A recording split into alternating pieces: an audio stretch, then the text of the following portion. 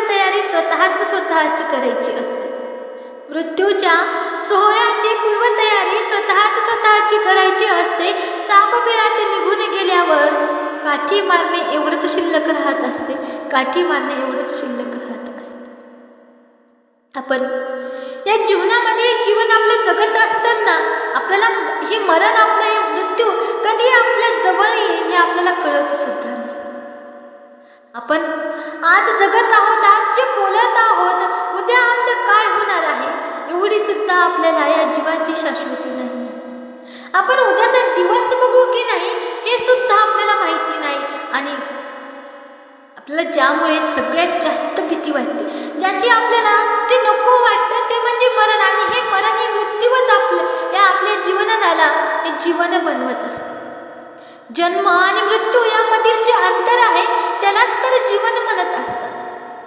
हे जीवन, त्या जीवनामध्ये आपण किती दुःखी झालो, आपल्याला किती दुःख आले, किती संकट झाले आणि किती आपण सुख भोगलेलं आहे.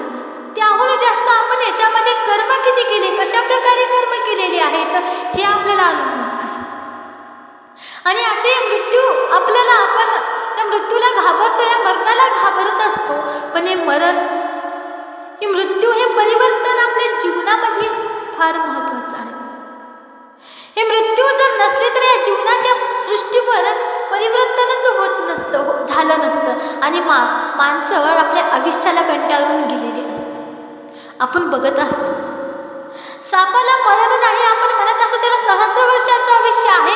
आणि ते साप रोज सकाळी सूर्य उगवताच त्या देवाला, ईश्वराकडे प्रार्थना करतो की मला एकदा मरण दे, मला आज एका स्त्रीची नाही तर एका मनुष्याची, एका माणसाची भेट होऊ दे आणि त्याने मला मारून टाकू दे. अशी अपेक्षा त्या सापाची असते, अशी अपेक्षा त्या सर्पाची असते, कारण त्याच्या आयुष्याला कंटाळून गेलेला असतो. आणि माणसाला वाटतं की माणसाचं आयुष्य जास्त असायला पाहिजे होतं. पण काही आपण दुःखात जेव्हा बघत असतो, ज्या मनुष्याला सुद्धा या जीवनाचा कंटाळा आलेला असतो, ते सुद्धा म्हणतो आता काय शिल्लक राहिलेलं आहे आपलं, देवाने पटकन घेऊन जावं असं म्हणत असतो. पण आपण हे जीवन जगत असताना त्याला सुख सुविधा सगळं काही आहे ना, त्या माणसाला वाटते मरण कधीच येऊ. असं तात्पुरतं माणूस म्हणत असतो की आपल्याला मरण लवकर यावं, देवाने लवकर घेऊन जावं, आपल्याला मोक्ष भेटावा. पण खऱ्या अर्थाने कोणालाच मरू वाटत नाही. आणि लीला चरित्रामध्ये आपण बघत असतो हे मरण तर आपल्याला येणारच आहे, मृत्यू तर आपल्या आयुष्यात एकदा, प्रत्येकाला एकदा मृत्यू येणार आहे, प्रत्येक जण एकदा मरणारच आहे. पण आपलं मरण कसं असावं आपल्याला लीला चरित्र शिकवतं.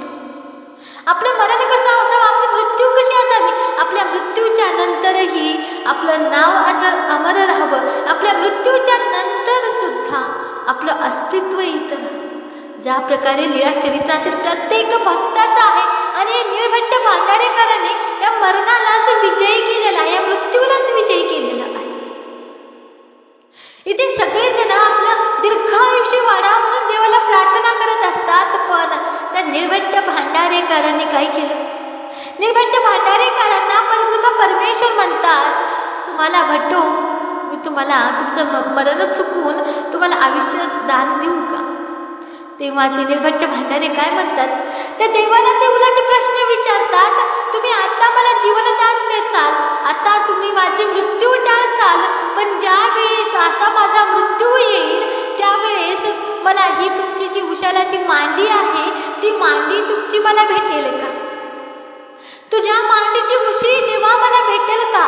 तेव्हा स्वामी म्हणतात नाही, हे मी नाही सांगू शकत तुला भक्ता, मी हे तुला नाही सांगू शकत की तुला माझी मांडी भेटेल की नाही, पण मी तुझं आत्ताचं मरण चुकवतो. तेव्हा निर्भट्ट भांडारेकर काय म्हणतात, निर्भट्ट भांडारेकर म्हणतात, नको, माझं हेच अहोभाग्य आहे की मला मरता वेळेस तुमची मांडी भेटत आहे, मरता वेळेस मला मरणाच्या दारात असताना सुद्धा सुख होत आहे, कारण देवा तू माझ्या सोबत आहेस, तू माझ्या सोबत आहेस. असं देवासाठी इतकं समर्पण त्या भक्तिजनाचं होतं. आणि आपण ही मृत्यूला जाण्याच्या आधी, ती मृत्यू आपल्या जीवनात येण्याआधी त्या परमेश्वराच्या नामस्मरणात आपला वेळ घालून आपलं समर्पण त्या परमेश्वराच्या ठिकाणी करावं, आपलं समर्पण, आपला त्याग त्या ईश्वराच्या ठिकाणी करावं. देव तर आपला आहेच, देव आपला आहे आहे, पण आपण देवाचं कधी होतो? आपण देवाचं व्हायला पाहिजे. आणि देव म्हणतात, अनुसरल्याचा देव, जो अनुसरला त्याचा देव आहे. देव हा भावाचा भुकेला आहे, पण जर का देवाच्या नावाने अनुसरण घेतलं तर देवाला त्या जीवाचा अधिकच आवडी निर्माण होते, अधिक जवळीक होते, अधिक जवळीकचं नातं तिथं तयार होतं. देवा आणि भक्ताचं नातं तिथं उत्पन्न होत असतं. पण अशा या मृत्यूला मात्र आपण मनुष्य हे सगळेच घाबरत असतो. आधी जरी म्हणत असलो की आपल्याला ही मृत्यू यायला पाहिजे, मृत्यू येणारच आहे, हे जगातील सगळ्या या जगातील अतिशय खरं हे सत्य एक आहे, ती म्हणजे मृत्यू. हे जर थोडंसं कडू वाटतं, कटू वाटतं, पण हे जगाच्या पाठीवरील एकमेव एक सत्य आहे की प्रत्येकाच्या आयुष्यात एकदा मृत्यू येणार आहे. पण कोणालाच वाटत नाही की आपली मृत्यू व्हावी, आपण मरण पावावं, असं कोणालाच वाटत नाही. पण लीळा चरित्रातील मला एक भक्त आठवतो, ते महादोबा भक्त होते. त्यांना स्वामींनी वियोग दिलेला होता. स्वामी म्हणतात, तुम्ही या एका गावात राहा आणि मी त्या पलीकडल्या गावात राहतो. असं राहत असताना त्यांना स्वामींचा वियोग त्या भक्ताला सहन व्हायला झाला. काय करावं? स्वामींची आठवण यायची, स्वामींचं चिंतन ते करत असत आणि त्या गावातून जे येणारे व्यापारी आहेत त्या व्यापाऱ्यांना ते विचारत असत की तिथे एक ईश्वर पुरुष आहेत आणि ते पुरुष कसे आहेत, ते निकीने आहेत का, ते चांगले आहेत का, ते कसे आहेत, बरे आहेत का, असं ते प्रत्येक गावातील एका माणसाला, व्यापाऱ्याला आलेला विचारत होते. आणि विचारत असताना ते माणूस रोजच्या रोज त्यांना जी काय वार्ता तिथे चालत आहे, कशा प्रकारे देव तिथं आहेत तसं सांगत असतो. पण एके दिवशी ते माणूस असा विचारात पडला की आपण बघत असतो एका स्त्रीला पुरुषाचा वेद असतो, पुरुषाला स्त्रीचा, पण इथं तर मला उलटच दिसत आहे. एका पुरुषालाच पुरुषाचा वेद असं कसं असू शकतं? आणि एकही दिवस न चुकता हे माणूस मला तिकडल्या त्या पुरुषांच्या विषयी का बरं विचारत आहे? पण त्या माणसाला कुठं कळलं, हे देवाभक्ताचं नातं आहे, हे ईश्वर आणि भक्तीमधलं नातं आहे, हे आध्यात्मिक क्षेत्रातील नातं आहे आणि हे देवाभक्ताचं एक अतूट नातं आहे, जन्मांतरीचं नातं आहे.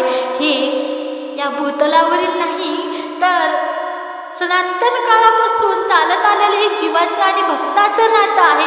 आणि या भक्तात, या जीवात आणि त्या परमेश्वरामध्ये जे धागा निर्माण झालेला आहे, जो भक्तीचा धागा, जो प्रीतीचा धागा निर्माण झालेला आहे, ते आजचा नाही तर सनातन काळापासूनचा आहे.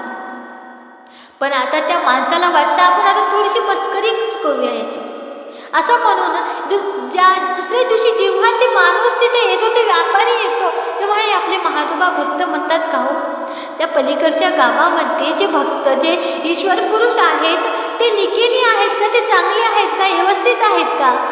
तेव्हा तो व्यापारी म्हणतो, अरे तुम्हाला माहीत नाही होय? ते म्हणते, काय झालं? भक्त म्हणतात, काय झालं?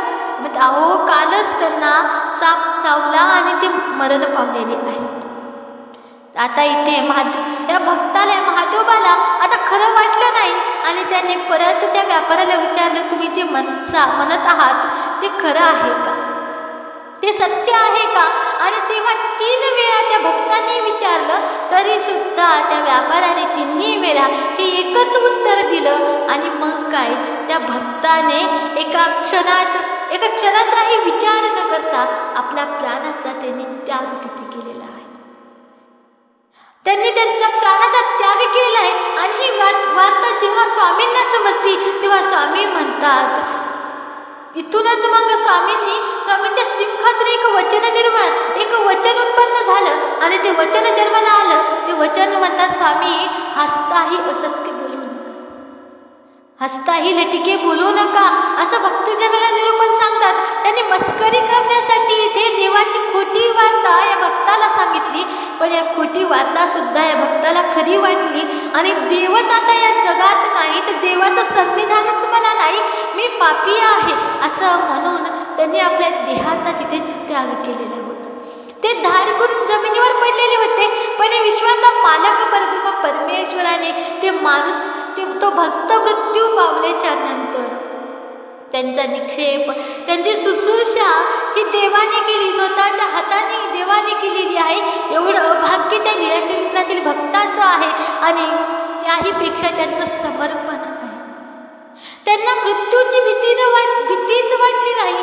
देवाचा वियोगच ते त्यांना सहन झालेला नाही, तर मृत्यूचं भय त्या मृत्यूचं भय त्यांना काय वाटणार होतं. आता आपल्याला देवाचं सन्निधान भेटणार नाही, देव आपल्याला सोडून निघून गेलेले आहेत, असा गैरसमज तिथे या भक्ताला झाला आणि या भक्ताने आपल्या देहाचा तिथे त्याग केलेला होता. त्या देहाचा तिथे त्याग झाला आणि ते मृत्यू पावले. त्यांनी आपल्या मरणाला कवटाळलं होतं आणि ते मरण पावलेले होते. असं हे मरणावरून मरण विजयी करणारे या मरणाचं मोल त्याला भेटणारं होतं. असे भक्तिजनाने या मरणाचं मोल, या मृत्यूचं मोल भक्तिजनाने आपल्याला लीळाचरित्रामध्ये दाखवून दिलेलं आहे. पण आपण आता इथं जीवन जगत असताना आपल्याला हे मरण येऊच नाही असे इथे प्रत्येकाला वाटते. प्रत्येकाची इच्छा असते आणि ते मरण येऊ नये म्हणून प्रत्येक जण आपली वेगळ्या प्रकारे आपली काळजी घेत असते आणि मरण येऊ नये म्हणून ते दूर ढकलण्याचा प्रयत्न करत असते. एवढंच काय, पण जेव्हा समुद्र मंथनाच्या वेळी अमृत कलश निघाला, तो पिण्यासाठी, तो प्राशन करण्यासाठी, अमर होण्यासाठी देव आणि दानवामध्ये सुद्धा चढाओढ लागलेली होती. तिथे आपल्यासारख्या सर्वसामान्याची काय कथा. मृत्यूचे भय वाटणे स्वाभाविक आहे, परंतु हे मरण टाळणे अशक्य आहे का. हे जन्म मृत्यू हा सृष्टीचा नियम आहे, तो कोणालाही चुकलेला नाही, तो आवश्यकही आहे, तो तितकाच आवश्यक आहे. या सृष्टीमध्ये परिवर्तनही आवश्यक आहे. आपण बघत असतो ज्या वेळेस एखाद्या झाडाची सगळ्या पानाची गळती होते, उन्हाळ्यात पानाची सगळी गळती होऊन जाते आणि नंतर त्याला चांगले बारीक कोवळे पानं येत असतात, तेव्हा ते झाड फुलाने भरून येतं. अशा प्रकारे परिवर्तन हे आपल्या जीवनामध्ये गरजेचं आहे. आणि ही जन्म मृत्यू हे परिवर्तन हा सृष्टीचा नियमच आहे आणि तो कोणालाही चुकलेला नाही, तो आवश्यकही आहे. अन्यथा माणसाच्या जीवावर उठली असती. आणि ते कसे ते आपण एका गोष्टीतून जाणून घेऊया बघा. एका राजाने शहराबाहेर एका वृक्षाखाली बसलेल्या साधूला विचारले, साधू महाराज, मला अमर करू शकेल अशी दिव्य वनौषधी किंवा चांगलं रसायन तुमच्याजवळ आहे का. तेव्हा साधू म्हणाला, हे राजा, हा समोरचा व त्या पलीकडील असे 2 पर्वत आहेत आणि 2 पर्वत ओलांडून गेलास की तुला एक सरोवर लागेल आणि त्याचे पाणी तू पी, म्हणजे तू अमर होशील. ते 2 पर्वत ओलांडून राजा त्या सरोवरापाशी गेलेला आहे, त्या तळ्यापाशी गेलेला आहे आणि पाणी पिण्यासाठी आपल्या हाताची ओंजळ करून त्या सरोवरावर वाकलाच की तेवढ्यात त्याच्या कानावर कोणीतरी कल्ल्याचा आवाज त्याला आलेला होता. पाणी पिणे बाजूला घेऊन राजा त्या आवाजाच्या दिशेने गेला आणि एक जर्जर माणूस एका झाडाखाली आडवा पडून कणत असल्यानं त्याच्या दृष्टीस पडलेला आहे. राजाने त्या माणसाला, त्या व्यक्तीला, आपण का कणत आहोत ह्याचं कारण विचारलं. तेव्हा तो म्हणाला, या सरोवरचे पाणी पिल्यामुळे मला अमरत्व आलेलं होतं. माझी मृत्यू टळलेली आहे, परंतु वयाची 100 ओलांडताच माझ्या मुलाने मला घराबाहेर घाकलून दिलेलं आहे. गेली 50 वर्षे मी या ठिकाणी पूर्णतः दुर्लक्षित असं अतिशय दुःखिस्त अवस्थेमध्ये मी तळमळत पडलेलो आहे. आता माझी मुलं तर मेलीच, पण माझे नातवंडही मरायला टिकली असती. हे बघावे, तर मेली, पण माझे नातवंडही आता मरायला टिकली असतील. हे बघावे लागू नये म्हणून मी गेली 5 वर्षे मी या अन्नपाण्याचा त्याग केलेला आहे. मी अन्नपाणी काहीच घेत नाही, तरीही मी मरत नाही. त्या वृद्धाची करुण कहाणी, अशी दुःखमय कहाणी ऐकून त्या राजा मनात म्हणाला, छी, नुसत्या अमरत्वाला काही अर्थ नाही. म्हातारपणाशिवाय जर अमरत्व मिळालं, म्हातारपणाशिवाय जर आपल्याला आयुष्य मिळालं तरच त्यात मजा आहे. आपण त्याबद्दल साधूला माहिती विचारू. तो परत साधूकडे गेला, साधूंना पर्याय विचारला. तेव्हा साधू म्हणाले, ज्या सरोवराकडे तू जाऊन आलास ना, त्याच्या पुढे असलेला डोंगर ओलांडून तू पलीकडे गेलास तर पिवळ्या जर्द फळाने भरलेलं एक वृक्ष आहे. ते वृक्ष तुला वृक्षाची एक फळ तोडून तू खा, म्हणजे तुला म्हातारपणाशिवाय तुझं आयुष्य वाढेल, तुला अमरत्व मिळेल. मग साधूच्या सांगण्याप्रमाणे राजा त्या वृक्षापाशी गेला. त्याने एक पिवळं धमक फळही काढलं. आता तो ते फळ खायला सुरुवात करणार, तोच जवळपास भांडण सुरू झाल्याचा आवाज त्याच्या कानावर पडला. एवढ्या दूर येऊन कोण भांडत असेल या विचाराने राजा त्या लोकांजवळ गेला. तिथे त्याला 4 तरुण आढळले होते. त्यातला एकाला राजाने भांडणाचे कारण विचारले. त्यावर तो म्हणाला, आता सध्या मी 250 वर्षाचा आहे, तरी माझ्या उजव्या बाजूला उभे असलेले 300 वर्षाचे माझे बाबा मालमत्ता माझ्या स्वाधीन करीत नाहीत. मग मी त्यांच्याशी भांडू नको तर मग काय करू? आणि त्या राजाने त्या युवका इतक्याच तरुण दिसणाऱ्या दुसऱ्या युवकाला विचारलं, तर तो म्हणाला, अहो, माझ्या उजव्या बाजूला उभे असलेले हे माझे वडील, माझे 350 वर्षाचे वडील आहेत. ते मला संपत्ती देत नाहीत, तर मी तरी मुलाला कुठून संपत्ती देऊ सांग? आता 350 वर्षाच्या तरुणाकडे राजाने प्रश्नार्थक दृष्टीने पाहिला असता तो म्हणाला, मी तरी संपत्ती कुठून देणार? ही चूक माझ्या वडिलांची आहे. ते आता 400 वर्षाचे आहेत. यावर राजा म्हणाला, पण एवढी संपत्ती असताना तुम्ही डोंगरदऱ्यामध्ये का वास्तव्य करताय? यावर ते पंजोबा म्हणाले, आमच्या घरात दिवस रात्र या मालमत्तेवरून भांडण होत असल्याने, मालमत्तेवरून ते भांडणे होत असल्यामुळे गावकऱ्यांनी आम्हाला गावाबाहेर हाकलून दिले आणि आम्हाला इथे राहावे लागते. तो प्रकार पाहून राजा म्हणाला, म्हातारपणाशिवाय अमरत्व मिळालं तर तेही नकोच, कारण ते जास्त भयंकर आहे. राजा साधू जवळ परत आला आणि म्हणाला, तुम्ही मला मृत्यूचे महत्त्व पटवून दिलेत. मृत्यू आहे म्हणून जगात प्रेम आहे, अन्यथा माणसेच माणसाच्या जीवावर उठली असती. आणि साधू म्हणाला, मृत्यू टाळण्यापेक्षा मिळालेला दिवस आणि मिळालेला प्रत्येक क्षण हे भरभरून जगून घ्या आणि त्याचाच खरा आनंद आहे. मृत्यू टाळण्यापेक्षा त्या परमेश्वराला समर्पण व्हा. परमेश्वरासाठी आपले जीवन समर्पित करा. आपल्या जीवनातील काही गोष्टीचा त्याग करा. परमेश्वराचं नाम घ्या आणि सुखात आपले जीवन जगा. हाय तितकं आयुष्य आपण जगावे अशी ही गोष्ट आपल्याला शिकवली जाते. हाय तितकं आयुष्य आपण जगावं आणि त्या परमेश्वरासाठी काहीतरी करावं. बाकी मी एवढंच बोलेन. ह्या लीळा आणि मृत्यूविषयी माहिती आपली कशी वाटली ती कमेंटमध्ये नक्कीच कळवा. दंडवत प्रणाम. जय श्री चक्रधर.